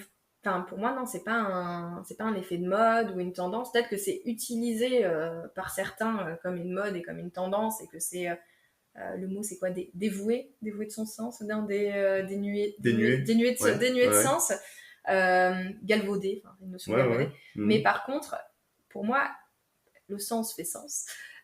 Si je prends un exemple tout bête, prenons 2 cliniques différentes, une clinique A et une clinique B. Quel est le rôle de l'ASV? Le rôle de l'ASV n'est pas du tout le même. Je crois que j'ai jamais vu un rôle identique sur les 10-15 cliniques que j'ai vues dans ma vie. Moi, j'ai vu des cliniques où les ASV, c'était des responsables plus de tout ce qui était hygiène. Et elles passaient leur vie à faire du nettoyage, de l'hygiène. Et c'était vraiment leur rôle principal. J'ai vu des cliniques où leur rôle était surtout la contention. Et parce que c'était des cliniques où ils endormaient très peu les animaux, ils tranquillisaient très peu les animaux. Donc il y avait l'ASV qui avait un rôle de tranquillisation, de contention énorme. J'ai vu des cliniques où le but c'était de faire des ventes additionnelles pour les clients qui venaient, donc que ce soit de croquettes, vendre des harnais, enfin il y avait tout un enjeu de vente et sur lequel il y avait des primes, etc. J'ai vu des cliniques au contraire où non, il y avait 0 vente additionnelle. Elles ne devaient inciter en rien à d'autres médicaments. S'il y avait des questions sur les médicaments, c'était abordé avec les vétérinaires. Donc, il y a vraiment des visions différentes de ce métier. Et une ASV qui a fait ASV pour s'occuper de chiens, de chats et soigner. Pour être au contact. Si au final, elle se retrouve à faire de la vente. C'est ça. Elle est complètement déconnectée du sens qu'elle attribue ce métier, qu'elle ressent pour ce métier. Complètement. Et un veto, si on prend un exemple veto, ça va être pareil. C'est si je suis dans une petite structure où mon but, c'est d'accompagner les clients et de les aider comme je le peux, alors que c'est ce que je me retrouve à faire, alors que dans l'idée, ce que je voulais idéalement, c'était faire de la médecine, c'était trouver ce que les animaux ont, c'était identifier vraiment la cause des problèmes. Il y a peut-être un décalage où faire des fois des traitements symptomatiques, ça va pas faire de sens pour moi. Il y a des structures qui vont pousser aux examens systématiquement, d'autres qui en font beaucoup moins.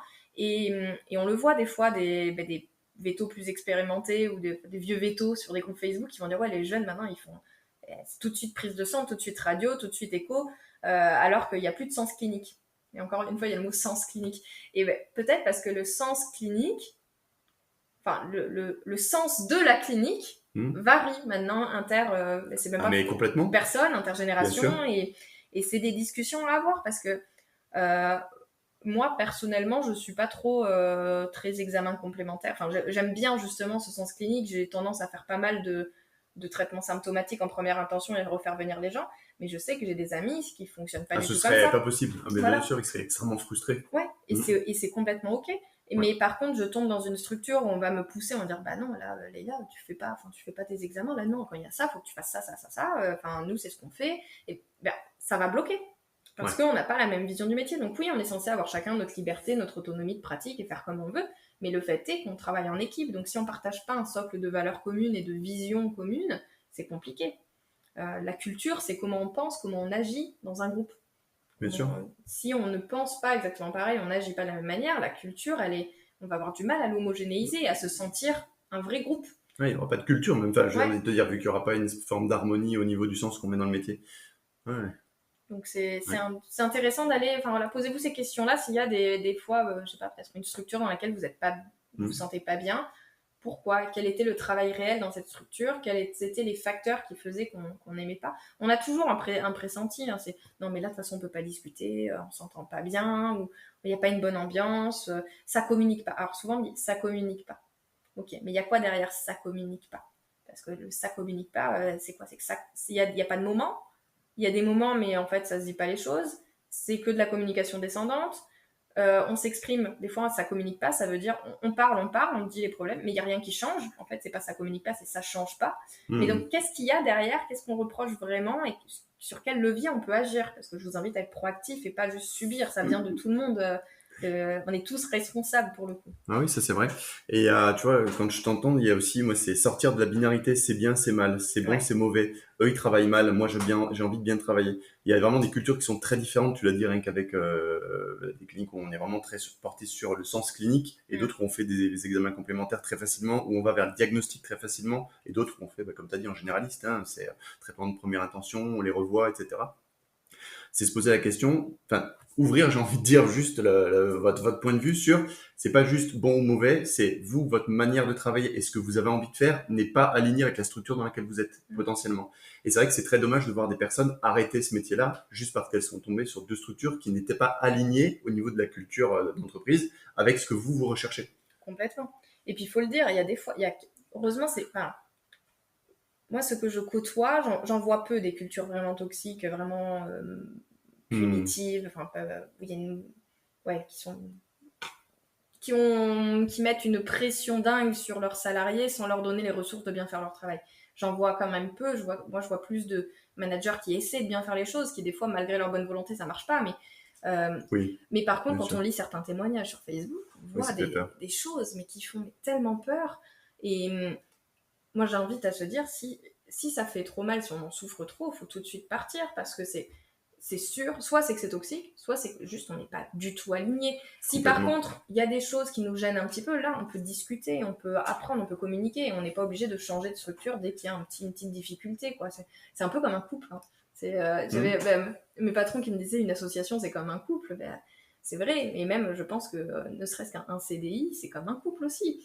Une collaboration c'est comme un couple et ça se travaille. C'est à partir de quel moment je dis stop et je vais voir ailleurs, enfin je Oui, quitte c'est et je vrai. vais voir ailleurs, ou Bien sûr. est-ce que j'essaie de sauver les choses, de communiquer, est-ce que ça en vaut la peine, est-ce que en fait il y a juste un point qui pose problème, et des fois c'est ok, on peut ne pas avoir la même vision des choses sur un sujet et pour autant très bien travailler ensemble. Moi, j'ai envie de te dire, exactement, un indicateur pour moi, c'est voir ce qu'on en fait, des points de désaccord. Est-ce qu'il y a quelque chose, est-ce qu'il y a de l'écoute déjà en face? Est-ce que c'est pris en compte? Alors, ça ne veut pas dire on fait ce qu'on demande, mais c'est est-ce qu'il y a une recherche, une volonté de rechercher un compromis?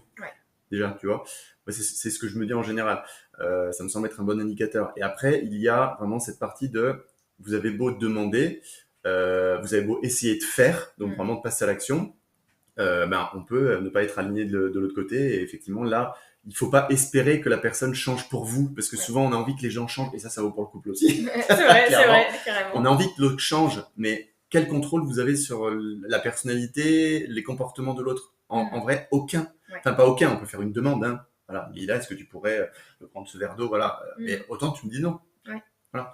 Et ça, c'est important d'en prendre conscience. Je connais des vétos, malheureusement, qui sont ancrés dans ce truc de je vais continuer de faire, de demander. Ça fait 7 ans qu'elle est dans la structure. Les patrons ne lui donnent pas ce qu'elle demande, mais elle espère toujours. Il y a un moment, elle espère qu'ils vont changer, qu'ils vont l'écouter.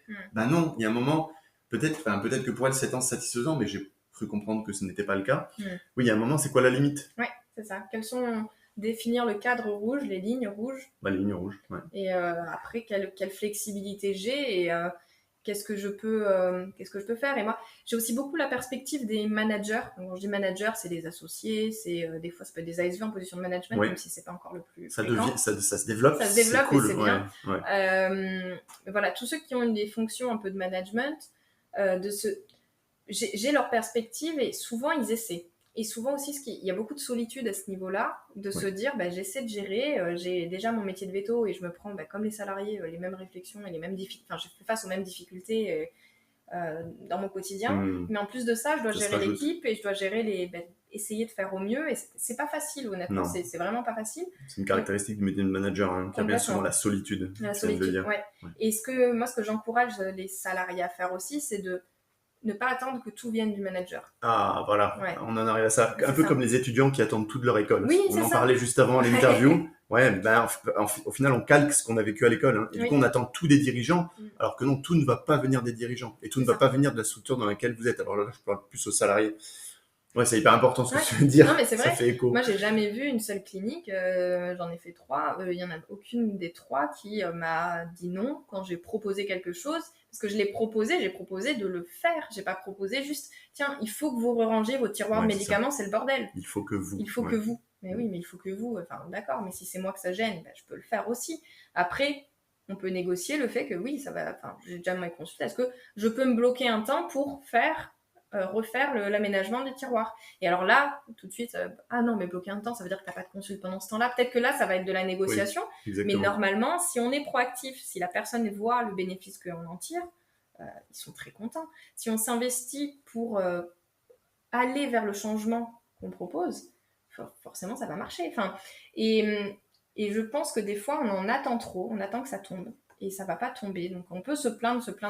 Mais c'est une attitude passive. Ouais, c'est passif. C'est passif et du coup on attend des autres et vu que c'est pas sous notre contrôle, on est en général déçu. Oui. Alors que c'est pas constructif. Ouais. Et je pense même pour l'onboarding ou des fois des jeunes vétos qui vont dire je manque d'accompagnement. On m'accompagne pas dans ma structure. Ouais. D'accord, mais c'est quoi que tu attends en termes d'accompagnement? C'est quoi les attentes? Voilà. Est-ce que tu peux, moi j'ai jamais vu pareil un veto me dire non quand je lui dis est-ce que tu pourras me montrer, est-ce qu'on pourra faire ça ensemble, est-ce que tu peux me dire, est-ce qu'on peut prendre un temps pour, est-ce que je peux.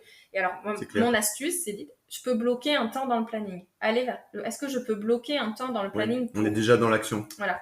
Et au moins c'est fait, c'est engageant et c'est pas juste oui on va le faire et au final ce sera jamais fait. Là on montre qu'on s'engage, qu'on prend du temps et on facilite le passage à l'action de l'autre. Parce que nous, on s'est mis en action. Ouais, bien sûr. moi, c'est vraiment ma vision, en tout cas, enfin, c'est pas que la mienne, c'est en sécurité des soins, on est tous responsables. On a tous notre rôle à jouer, qu'on soit veto, ASV, salarié, associé, peu importe, on a tous notre rôle à jouer dans la sécurité. Donc oui, c'est en haut que l'arbitrage se joue sur les ressources qu'on nous donne et les contraintes qu'on nous impose. Oui. Et donc ça, C'est ça, bien la sûr, il y a une réalité, responsabilité bien sûr. qui est plus importante sur ce point-là, c'est la réalité. Mais par contre, en tant que salarié, on est responsable de dire ce qui ne va pas. On est responsable de ne pas le garder pour nous et de le dire correctement. Et on est responsable aussi d'engager du changement et d'amener ces discussions. Et c'est là où l'assertivité prend tout son sens, où c'est important d'oser dire, parce qu'on est responsable. Si on n'ose pas dire, bon, bien sûr, si on se fait engueuler en face à chaque fois qu'on ouvre la bouche, ça sort le fouet, bah là, oui, on va pas oser dire. Mais trop souvent, je vois des personnes qui n'osent pas dire. C'est ça, qui se retrouvent dans le même, on a parlé de passivité, hein, c'est les modes, les comportements, le mode de communication, passif, agressif, manipulatoire, assertif, les gens sont très souvent passifs. Ouais. Et ils passent souvent de passif à agressif d'ailleurs. Ouais. Alors du coup, Leïla, on arrive sur la fin de notre interview et on n'est pas tout à fait à la fin, mais je fais une transition vers, déjà, je suis pas sûr qu'on ait parlé du nom de ton entreprise. Mon entreprise s'appelle Éclaireur. Ouais, donc on peut te retrouver sur, tu as un site internet. Ouais, éclaireur-formation au singulier.fr. Ouais. Tu es aussi sur LinkedIn. Ouais, les gens LinkedIn, là, LinkedIn, Facebook aussi. Ouais, ok. Donc là, il a Saguière, Éclaireur. Yes. Et bien sûr. Actuellement, il y a quelque chose qui est en train de se passer. Ouais. Et on va en parler. Mais c'est surtout que ça va avec ce qu'on était en train de dire. C'est Ouais. ça qui est marrant. Enfin, ça fait une super transition. Bien, ouais. Là, je sors, donc dans mon activité, je fais de la formation, je fais du conseil ou avec un peu d'audit, donc sur tout ce qui est cohésion d'équipe, mais pas cohésion juste pour une question de bien-être, cohésion aussi dans le sens de comment on fonctionne bien en tant que collectif. Et là, dernièrement, j'ai sorti un jeu de cartes, de 175 cartes, qui est un jeu d'ambiance, mais qui est aussi un outil d'amélioration continue. En fait, c'est un jeu qu'on peut utiliser pour des moments d'équipe, pour faire une réunion d'équipe, un apéro d'équipe, libérer la parole, mais on peut aussi l'utiliser comme un vrai outil d'amélioration continue, où on utilise les cartes comme support pour identifier, analyser un problème, analyser un accident, identifier en préventif des mesures qu'on peut mettre en place. Voilà.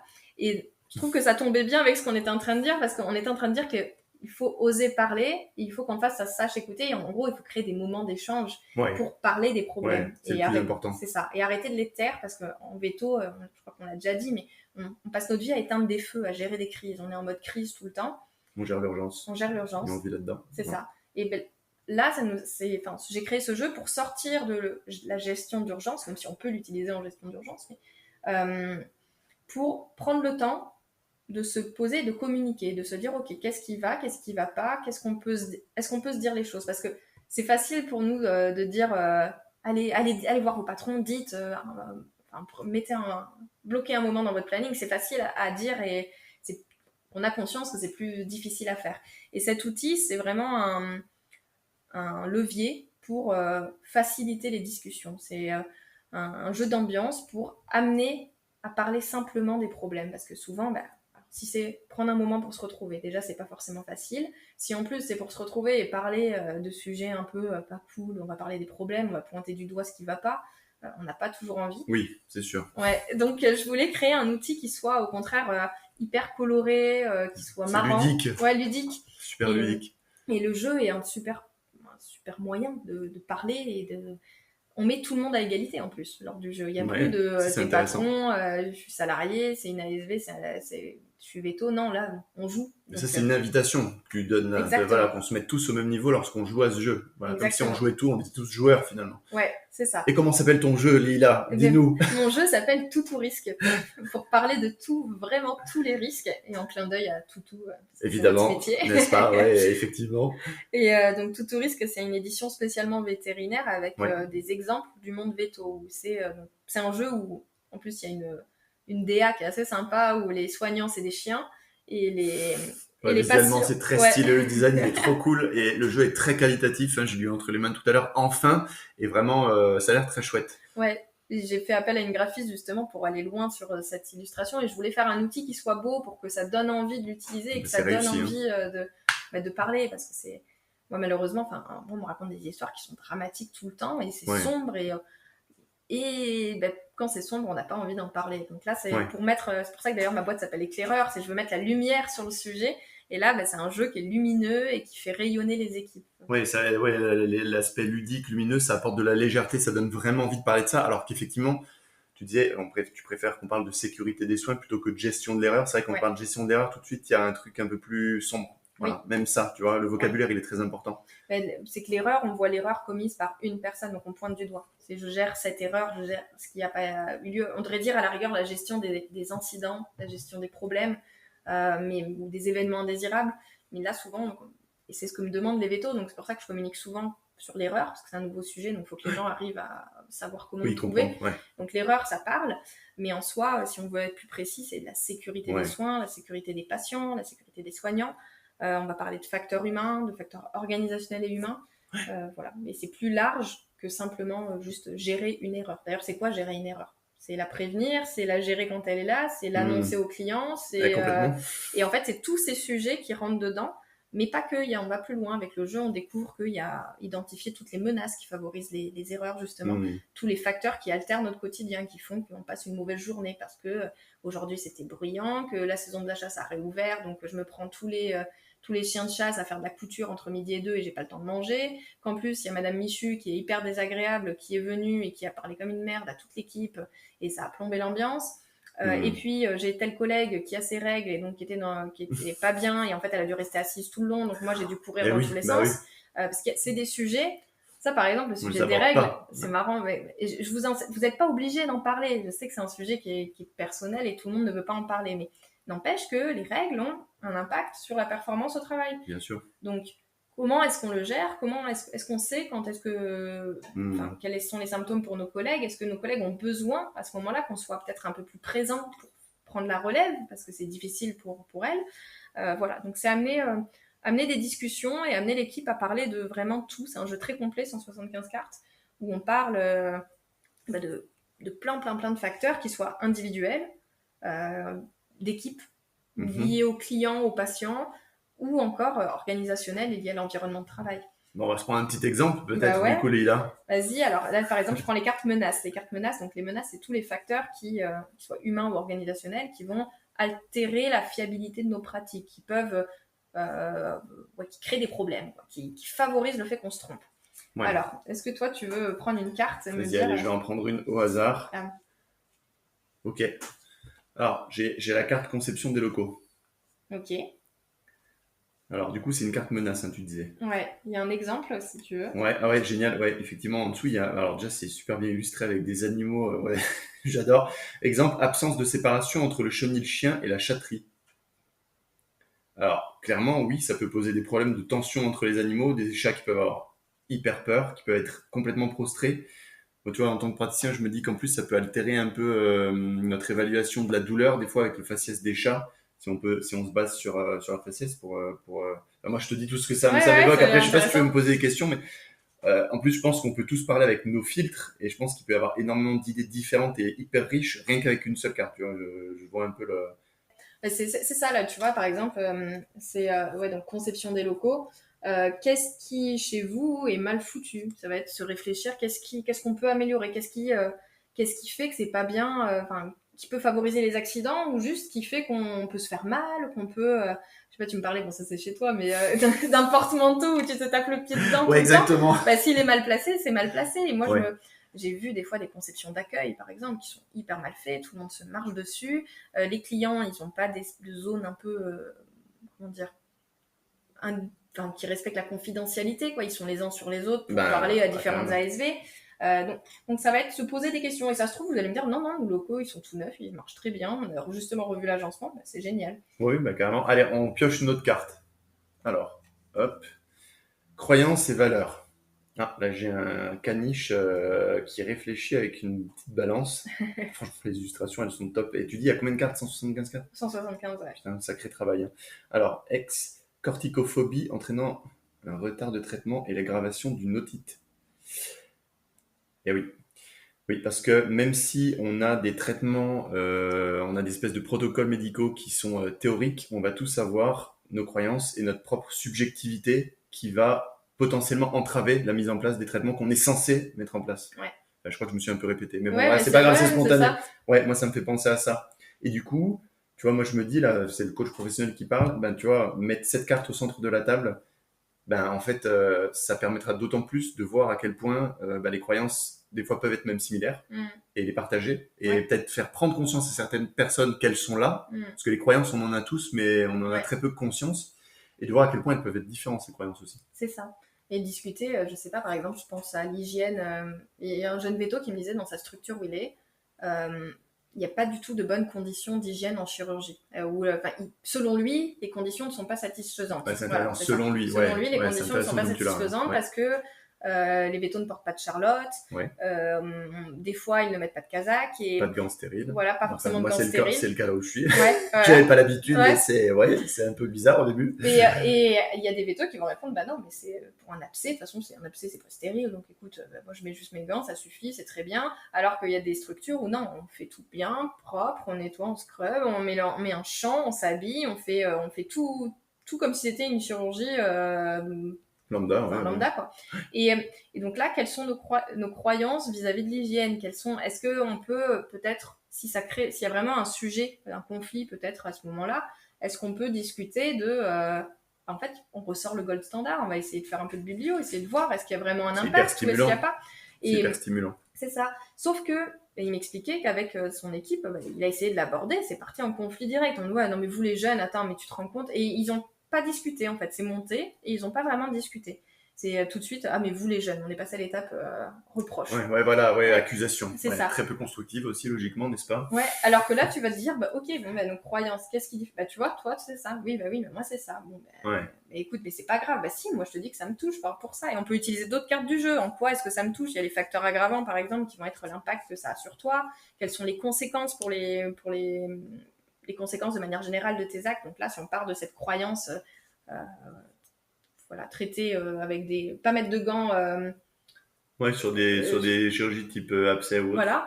Est-ce que ça a vraiment des conséquences? Et là, on va prendre les cartes conséquences et réfléchir. Est-ce que ça a des conséquences? Bah oui, ça a des conséquences peut-être pour le patient. Est-ce que ça a des conséquences sur le soignant en termes de vécu? Est-ce qu'il peut y avoir aussi des accidents du travail, des contaminations, des choses comme ça? Moi, le nombre de vétos que je vois faire des détartrages sans lunettes, mais ça me rend folle parce que tu peux te choper tellement de conjonctivite. Moi, je suis très sujette aux conjonctivites et je sais que ça me rend folle de voir ça.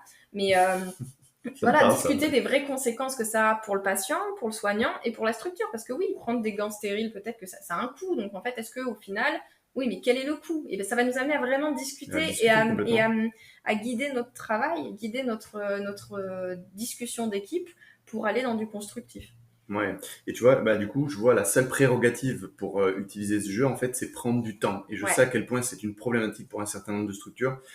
Prendre du temps, c'est aussi un investissement pour une forme de cohésion d'équipe. Et vous avez entendu Leïla, moi, il y a un truc que je trouve très fort avec son jeu, c'est ouvrir, en fait, la discussion et donner la parole. Ouais. Et dans donner la parole, j'ai envie de dire, c'est peut-être le plus important et c'est ce qui nourrira le plus, je parle aux dirigeants là, vos salariés, vos employés.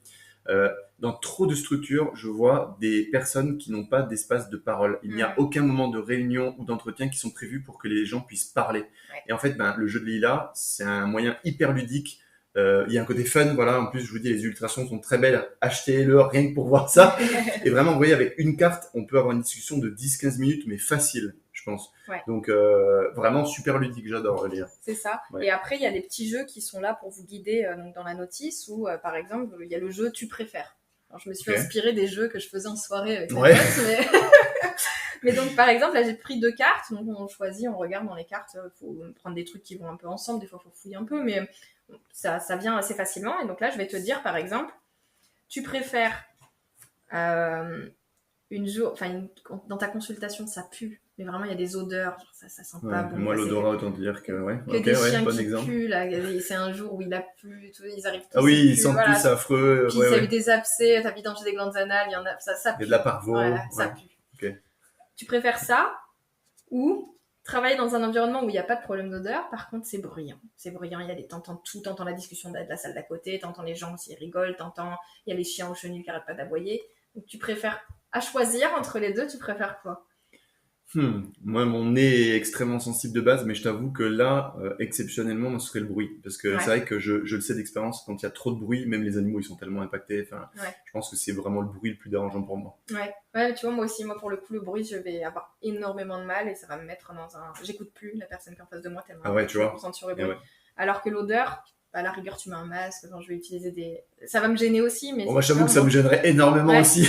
Mais tu vois, C'est je l'ai choisir entre la fait. peste et le choléra. Mais c'est ça, c'est la peste ou le choléra. Et j'en parlais avec une amie veto qui me disait, elle, le bruit, il y a zéro Ouais, souci, elle s'en quoi. fout. Ouais. Ouais.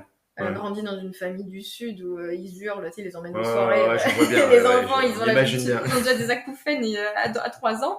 Par contre, les odeurs, elle me dit, mais elle a envie de vomir à chaque fois qu'il y a une moindre odeur. Et tu vois, tu t'en prends une autre, tu préfères, donc là, des menaces de l'environnement, donc liées à l'environnement de travail, tu préfères que ce soit pas du tout rangé. Tu vois, qu'il n'y ait pas que le rangement, ça, c'est cata. Ouais. Ou bien, rangement, c'est bien rangé, par contre, c'est l'hygiène où ça va pas, quoi. Oh, non, non, mais moi c'est très clair parce que je le vis dans ma situation personnelle, ce dilemme-là entre quelqu'un qui aime ranger mais l'hygiène moyen et moi je suis vraiment plus branché hygiène, D'accord. vraiment. Ouais. Ouais. Mais tu vois, ouais, ça permet vraiment, ben, admettons on travaille ensemble, c'est pas des questions qu'on se pose ça. Oui. Donc clairement, ça permet de mieux comprendre comment vivent, comment les gens, tes collègues vivent les choses, quoi. Enfin, c'est Ouais. hyper précieux. Ouais, alors que moi, c'est l'inverse. Moi, je préfère, faut que ce soit rangé, faut que les Ouais. choses soient à leur place. Ok, Et l'hygiène, c'est bon à savoir. non, mais je suis propre quand même et je fais attention, mais je sais que c'est une de mes faiblesses. Enfin, je vais être plus à bien Ouais. ranger que à garantir l'hygiène. Et à l'inverse, il y en a où ils sont comme toi et en fait, ça va être très propre. Par contre, le thermomètre, il est pas du tout à sa place. Tu retrouves l'autoscope d'une salle dans l'autre salle. Enfin, et c'est important parce que ça te permet aussi d'aller plus loin que, tu vois, des fois, on va juste dire, non, mais c'est le bordel. Oui, c'est ça. Mais c'est le bordel, c'est quoi? C'est parce que c'est pas rangé ou c'est parce que c'est pas Ça veut propre ou dire c'est parce que quoi? il y a des choses qui manquent, les stocks sont pas faits. C'est quoi le bordel? Et là, avec les cartes, on identifie vraiment de quoi on parle et on va plus loin Ouais, sur ça. Et je trouve ça intéressant ouais, parce qu'on va clairement. pouvoir dire, tiens, mais ce que je te reproche, enfin, là, on s'était engueulé la dernière fois parce que c'était pas rangé, etc. En fait, c'était pas, j'avais dit rangé, mais c'était pas rangé, c'est que c'était pas propre, c'était l'hygiène qui était problématique. Enfin, on va amener à vraiment identifier, parler, aller dans le fond des choses et de manière précise et spécifique. Ouais, ouais, clairement. Et je pense que c'est important, tu vois, de commencer nos phrases quand on joue à ce jeu à pour moi. Oui, c'est Ça, vrai. c'est un truc, ouais, parce que les gens ont tendance à généraliser ce qu'ils ressentent, hein. Par exemple, bah, l'hygiène, c'est le plus important. Ça, c'est quelque chose d'absolu, alors que non. L'hygiène, c'est le plus important entre ces choses pour moi. Ouais, ouais, Sachant que, oh, tu l'as dit, enfin, on est deux personnes, on n'a déjà pas le même avis, tu vois. ouais. Donc ça, c'est super intéressant. Et puis, je donne juste un dernier petit jeu pour montrer un peu la diversité de ce qu'on peut faire. Euh, on peut juste donner des exemples. Donc, si on est une équipe, on peut faire la liste des exemples. Celui qui a plus d'exemples a perdu, si on veut amener un petit peu de défi. Ah Mais oui, ou rien que ouais. juste amener à se confier, c'est sympa déjà. Donc, si on prend par exemple, tiens, menaces liées au client, la communication. Donc, et l'exemple qui est écrit, c'est client ne parlant ni français ni anglais. Donc la Ouais. question à se poser, c'est en quoi la communication avec le client, elle peut être problématique, affecter la sécurité des soins, affecter tes pratiques, ta performance au travail. Donc est-ce que tu as un exemple, toi, de comment la communication t'affecte Ah avec ben, le client? déjà, que des détails m'échappent et du coup que ça entrave ma capacité à poser des hypothèses diagnostiques ou un diagnostic. Ouais, Bon, médicalement parlant. ouais. Moi, si je prends un exemple, ce serait la cliente qui fait que parler. Qui parle, qui parle, Oh qui là parle, là. qui parle, qui parle, et t'arrives pas à en placer une, et ça Ouais. part dans tous les sens. Et je trouve que, alors, en début de journée et tout, j'aime bien parce que c'est un peu challengeant, et pour moi, ça me fait une sorte de petit défi. Mais en fin de journée, quand t'es fatigué, ou juste avant Oui, d'aller c'est dur. manger ou autre, là, c'est dur. Et des fois, je manque de patience, et je pense que je peux être un peu moins agréable. Ouais, ouais, ben Ouais, voilà. ouais, Terrain sensible, bien sûr. ouais, Ouais, ouais, ouais, intéressant, hein. Et du coup, alors Lila, tout au risque. Donc c'est un jeu, là, bon, on est mi-juin 2025, donc il est sur le point de sortir, c'est ça? ouais, Et du coup, il va être, enfin, on peut le retrouver où déjà? Je pense que là, c'est peut-être la première question. ouais. Sur quoi on peut le commander ou le précommander d'ailleurs? Alors pour l'instant, il est en campagne de crowdfunding sur Ulule, donc c'est une campagne de financement participatif parce que produire un jeu avec un beau Euh, design et imprimé en qualité professionnelle, ça c'est un coûte de coût. l'argent. Donc j'ai fait une campagne de financement participatif pour que, en gros, vous précommandez le jeu et moi, ça me permet d'avoir les fonds pour ensuite l'imprimer. Euh, donc vous pouvez le commander sur Ulule. On le mettra, je pense, en commentaire ou en lien, mais sinon vous allez sur Exactement. Ulule, Ulule, et vous tapez tout ou risque, comme ça se prononce. Et sinon, après, il sera disponible sur toutourisque.com. Ok, Voilà. donc il y aura vraiment un site dédié à Ouais, ça. c'est ça. Et sur ton site Éclaireur Formation, on en a parlé tout à l'heure, il y sera aussi. Je vais mettre le lien, oui, il n'est pas encore à jour. Ouais, il faut juste remettre. Juste Ouais. que je me Mais mette à ça jour. arrivera, ça arrivera. Ouais, C'est ça. il y a plein de choses en même temps. Ok. Exactement. Est-ce que tu as une idée à combien il va être commercialisé ce jeu? Oui, je le vends 75 € hors taxe. Donc c'est le prix d'un vaccin. Et c'est en plus un atelier de cohésion d'équipe. Donc au final, quand on réfléchit, on va faire un escape game, ça nous coûte 30 € par personne. On dépasse vite le budget des 75 €, alors que là, on peut le réutiliser. Bien sûr, et c'est réutilisable des dizaines, centaines de fois. Vu le potentiel, là, on l'a vu avec 3 cartes, on y a passé un quart d'heure. C'est ça. Ouais, et pour ceux qui le veulent, j'ai fait, donc il y a le jeu, j'ai aussi proposé des affiches de prévention sécurité, donc il y en a d'autres, c'est ma préférée, je pense que c'est celle qui... Il y en a deux que j'aime beaucoup. Il y en a une, c'est une affiche pour les toilettes, pipi room, avec une illustration marrante, mais où il y a écrit si ton pipi est jaune, bois de l'eau, parce qu'en fait, souvent on ne pense pas à boire de l'eau, et l'hydratation a une influence sur nos performances qui est énorme, c'est hyper démontré dans toutes les recherches. Oui. Et donc voilà, c'est un petit message préventif. Et un besoin physiologique qui est très peu respecté. C'est ça. Donc si vous voulez une affiche un peu marrante pour de déco et en même temps un petit message de prévention, c'est sympa. Et une autre affiche qui est nombre de jours sans accident. Donc vous nous écrivez, c'est avec une ardoise, un feutre, vous pouvez écrire 3 jours, 10 jours, 26 jours. Et vous comptez le nombre de jours où il n'y a pas eu d'accident à la clinique. Donc, vous pouvez cibler les accidents du travail, de morsures, de griffures. Et ça permet de sensibiliser toute l'équipe au fait que, oui, en fait, même une petite griffure, c'est pas anodin. Donc, on va les compter et on se challenge pour essayer d'aller le plus loin possible. Et la dernière contrepartie, parce que ça fonctionne comme ça, les campagnes, c'est des contreparties qu'on propose, c'est une certification au jeu qui te donne la possibilité d'animer des ateliers avec le jeu. Oui, ça, j'allais te dire, c'est intéressant que tu en parles. Donc c'est pour tous ceux qui ont envie d'aller un peu plus loin. En fait, le jeu, on peut l'utiliser sans certification pour un atelier de cohésion d'équipe. Mais si on veut aller plus loin, qu'on veut l'utiliser pour faire un bon onboarding, qu'on veut l'utiliser pour faire une analyse d'un événement indésirable, en tirer des vrais enseignements, une analyse préventive, par exemple, voilà, plein de petits exemples comme ça d'ateliers à mener avec son équipe pour engager une démarche d'amélioration continue. Et cette formation, donc, elle est à, pour l'instant, 300 € hors taxe, puis 350 € hors taxe à la fin de la campagne. Et elle comprend l'accès pour un veto plus une ASV, parce que pour moi, c'est hyper important de former les ASV.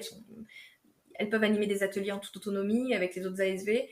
Et des fois, il y a des choses que les vétos ou les ASV n'oseront pas dire au patron ou à la patronne.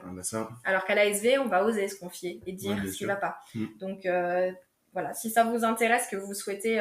vous faites partie des gens qui ne savent pas forcément... tiens, mais on n'a pas le temps. Je ne sais pas comment faire. Je manque de compétences en management. Je ne sais pas comment animer un atelier. Et puis même, j'aimerais pas forcément que ce soit moi. J'aimerais que ce soit mes collègues ou une ASV qui le fasse. Cette formation est vraiment bien parce que ça permet de donner un outil et d'en tirer son plein potentiel. Ok, et donc ça, la certification là, pour souscrire, c'est sur le site du jeu, toutourisme.com, c'est ça? Toutourisme et Ulule pour l'instant. Tout est sur Ulule pour l'instant et à partir, la campagne prend fin le 4 juillet et à partir du 4 juillet, ce sera sur Toutourisme. Voilà, vous comprenez, il vous reste 2 semaines du coup pour participer, même un peu moins. Voilà, et avoir des tarifs préférentiels pour l'instant. Ouais, trop bien. Bah écoute, Léa, on arrive sur la fin de notre interview. Je sais pas si je te laisse le mot de la fin. Non, j'espère que ça vous aidera, que ça vous motivera à aborder le risque autrement et c'était un plaisir de discuter avec toi de toute façon. Un plaisir partagé. En plus, j'ai eu l'occasion de découvrir en live ce super jeu, donc je vous le recommande et je vais l'acheter aussi. Et clairement, avec mes clients, tout ça, je pense que ça va être un super support. Vraiment. Ouais, pour les formateurs et les coachs, c'est un super outil aussi. Carrément. Moi, j'en suis convaincu là. Donc, merci beaucoup, Leïla, pour ton sourire, pour tout ce que tu nous as apporté. Effectivement, c'est un milieu qui est un domaine qui est très peu connu. Ouais. Et je pense que là, on a eu l'occasion quand même d'en parler pendant presque 1 heure, même un peu plus. Donc, merci pour ça. Merci pour tes compétences et d'avoir été présente sur ce premier épisode de la saison 3. Je suis très contente. Merci, Anthony. À très bientôt. Au revoir. Si cet épisode vous a plu, venez prolonger la discussion. Je vous attends sur le groupe Facebook Indiana Vets qui est directement lié à ce podcast. C'est là qu'on échange entre vétos, entre ASV et entre étudiants sur les défis du quotidien. On y partage des conseils concrets et on avance ensemble dans l'entraide. Je réserve exclusivement à ce groupe des petits jeux concours pour gagner des séances de coaching découverte ou des places pour des ateliers de formation collective. En bref, du partage et du concret, tout ce qu'on aime. Et pour soutenir le podcast, rien de plus simple, 10 petites secondes pour mettre 5 étoiles sur votre plateforme d'écoute préférée. C'est un tout petit geste, mais un énorme coup de pouce pour aider d'autres vétos, d'autres ASV et d'autres étudiants à découvrir ces échanges. Je vous remercie et je vous dis à très vite pour le prochain épisode. Salut!